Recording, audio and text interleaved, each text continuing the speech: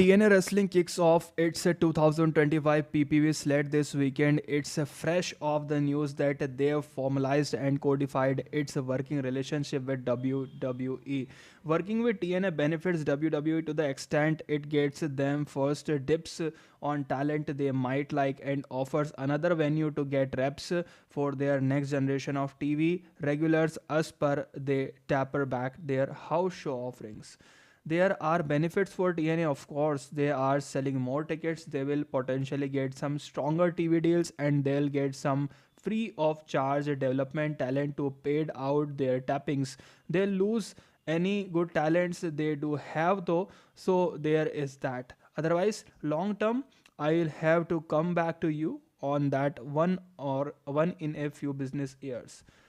This weekend's PPV is Genesis, the first PPV under that name since 2013, emanating from Curtis Colwell Center in Garland, Texas. The show continues TNA's strong trend of ticket sales dating back to last year. It's outdrawn last January's Hard to Kill and in a more direct comp ROH's final battle in the same building from December 2024. TNA are moving tickets, there's no doubt about that, but the product remains largely uncompelling in the Genesis main events. It's Nick Nemeth versus Joe Hendry 2 for the TNA World title. The match isn't as hot as the first time, and Hendry isn't as hot as his peak last year, but it's an interesting main event on top of a reasonable looking card. Let's dive into the preview and let's get into the prediction video. So, the first match will be the part of Countdown to Genesis 2025, Frankie Kazarian versus Leon Slater. Wrestling doesn't have enough briefcases, from Money in the Bank to John Moxley's case to Christian Cage and TNA's own Frankie Kazarian. They are everywhere. Given that he has the instant heater title shot in the back pocket, I could envision TNA beating Kazarian like a drum right up until he cashes in. I wouldn't mind that here as it would start a push for Leon Slater that's more than deserved. Slater is 0-2 in TNA PPV kickoffs, but that should be changing here. His title run in North Wrestling and a 64-minute Ironman match in a Rave Pro in December were among the highlights of 2024 that saw his young promise begin maturing into fully realized potential. TNA should be pushing him to the moon. These two have a good match in them. I saw them have won 15 months ago on TNA's UK tour, but quality here will be likely be restricted by time. As much as I like Slater, you'd imagine that Kazarian keeps ticking over with a cheap win. So my prediction will be for this match is Frankie Kazarian. Now let's dive into the main show. The system, Brian Myers and Eddie Edwards versus Steve Maclin and Eric Young.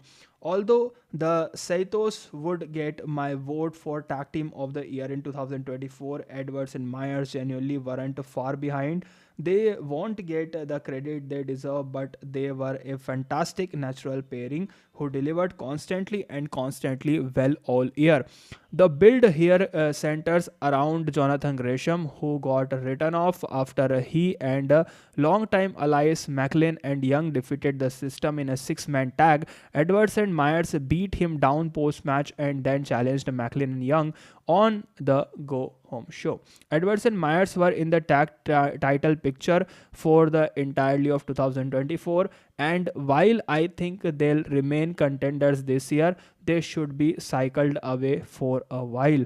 This means putting over the babyface tandem of Maclin and Young and freshening up the scene. So my prediction will be Steve Maclin and Eric Young will win this match. Then come up to the next match, Jordynne Grace versus Tessa Blanchard. Jordynne Grace's lengthy TNA career will come to an end at Genesis. She has been checked out for a long time and is definitely WWE bound, but has done business the right way on the way out, putting over a new champion in Masha Slamovich and now going into a well-booked feud with the returning Tessa Blanchard. Blanchard returned to much concentration at Final Resolution jumping race in her match with Rosemary. The pair have scenes clashed on TV, brawling and clashing in fun promo exchanges.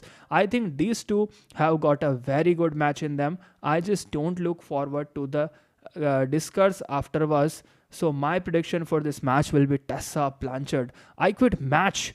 Okay, so this match is gonna be a banger. Let's come up to the next match, which will be a I Quit match. Josh Alexander versus Mike Santana. Following on from one act on their way out, it does seems a little on the nose that Josh Alexander's last spot in TNA for now will be an I Quit match. The feud here has been a simple one. Alexander cuffed Santana to the railings during the number one contender 4-way at Final Resolution in December in a spot that took way too long to execute and completely killed the flow of what had been a very good match. Santana has since gone after him and run through his crew in the Northern Harmony. It's simple booking that should have a simple effective outcome. Santana going over as a guy moving forward with Slammiversary in a big venue in his home start of New York in July. They need him to be in a strong position, and this is the start. It's not always a step I like, but these two have the potential to deliver and send the Canadian off on a high note. So my prediction for this match is Mike Santana. Then come up to the next match, TNA Knockouts World Tag Team Championship, Spitfire versus Ash by Elegance and Heather by Elegance. Okay, so my preview of most Knockouts tag title matches is similar. There's never any depth in the division, so changes almost always makes sense to give them something to work with. I mean, the promotions end of year afterwards pool had two teams in a category in total. So two. Spitfire are fun, but there's no reason for them to keep onto the title. So I imagine they built up the recently re-signed Ash and Heather here to do something different. So my prediction for this match will be Ash by Elegance and Heather by Elegance. Then come up to the next match, TNA X Division Championship. The champion Moose will defend against Ace Austin. It's not about weight limits, it's about no limits, baby. Since Moose stepped into the X Division title of the departing Mike Bailey, he's tried to position it as the top title in the promotion, and he's recorded successful TV defenses over Kushida, Cody Deaner, and Andrew Everett. Moose says he is presenting a new X Division belt here, but it should be going to Ace Austin. The video package they aired for him on the Go Home show was excellent, and this feels a great initial use of him in base probable permanent absence. So my prediction for this match will be Moose retains. So my prediction for this match will be Ace Austin winning the title at Genesis. Then come up to the next match, TNA World Tag Team Championship, the Hardys versus the Rascals. Having finally seen of the system, the Hardys move on to a first time ever match against a team that was undoubtedly influenced by them in Trey Miguel and Zedge events. Although Matt and Jeff both have their significant physical limitations, I think this has the chance to be decent because Miguel and Vince will work around them and bump like mad. A title change feels unlikely. The Hardys are drawing money in this run, and there are more title matches they can use them in, not just with the Rascals but other tandems too.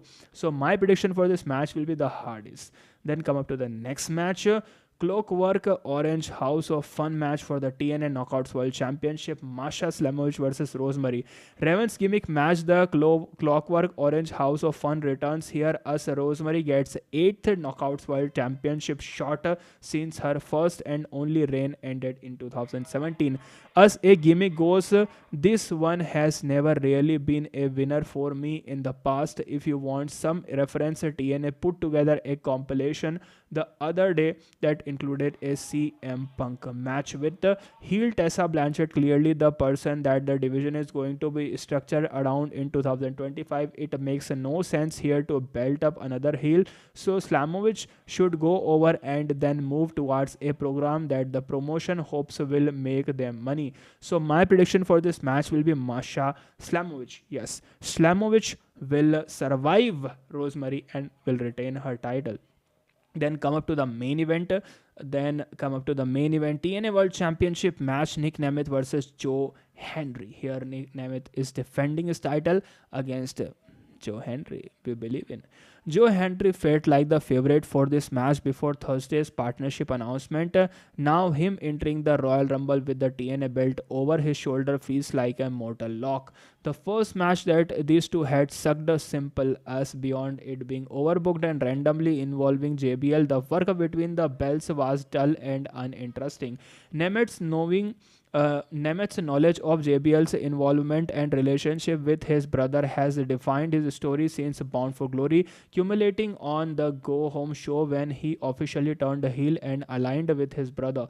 I doubt him going heel will elevate the fact that his title reign is seemingly doing nothing and he feels flat and still as champion. It does more clearly define the lines than in their first meeting, something the promotion had been stressing anyway in the build with their video packages about Henry's journey and his virality in 2024. With Hendry getting left laying on the Go Home show, conventional booking logic dictates he wins, so does everything else in the build. So here comes your 61st TNA World Champion. My prediction for this match is Joe Hendry will win the TNA World title and will defeat Nick Nemeth in this match. So friends, this was my prediction for TNA Genesis 2025. What are your predictions? Please comment down below.